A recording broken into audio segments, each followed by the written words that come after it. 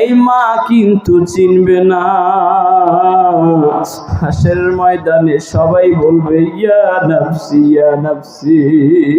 আদম নবী থেকে ঈসা রুহুল্লাহ পর্যন্ত সবাই বলবে ইয়া নাফসি ইয়া নাফসি। হায় আল্লাহ, আমার কি হবে, আমার কি হবে? কিন্তু সারা পৃথিবীর সব মানুষ নবী রাসূলরা পর্যন্ত ইয়া নাফসি বলবে। কিন্তু ওই নবীর জন্য আমরা কি করলাম? যেই নবী আমাদের কথা বলবেন না, মারহাবা বলেন। যেই নবী হাসরের ময়দানে কঠিন বিভীষিকাময় দিনে যখন কেউ কাউরে চিনবে না, একটা আমল করলে সেই নবীজি বলেন আর নবীজির নিকটবর্তী করে নেবেন। ইন্নাউলান নাসি বিয়াউমাল কিয়ামাতি আকসারুহুম আলাইয়া সালাহ।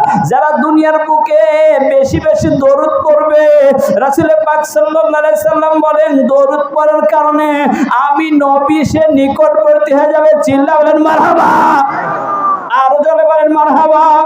এ বন্ধু, এমন কোন তোমার বন্ধু বান্ধব নাই যে তোমারে কি করবে, উপকার করবে? বন্ধুর কাছে গিয়ে যদি বলো, মার কাছে গিয়ে যদি বলো মা, ও আমার মা, মা আমার একটা নেকির জন্য আমি জাহান্নামে যাব, আমার বদির পাল্লা ভারী হয়ে গেছে, মা তুমি আমাকে একটা নেকি দিবানি? ওই মা বলবে পৃথিবীতে আমার কোনোদিন বিয়ে হয় নাই। ওই মা বলবে আমি তোমারে চিনি না, যাও যাও যাও, ইয়া নাফসি বলবে। কিন্তু হাসরের ময়দানে নবী একটা বাক্য বলবে, ইয়া হাবলি উম্মতি। এই নবী কোন সময় আমাদেরকে ভোলে নাই।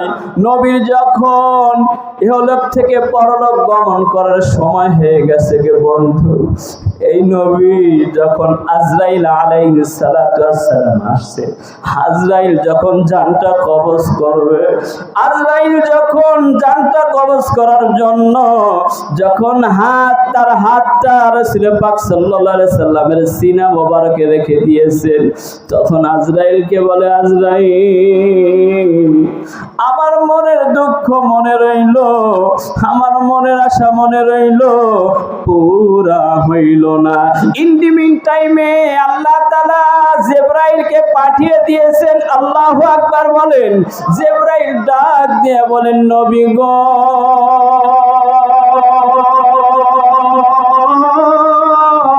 আল্লাহু আকবার।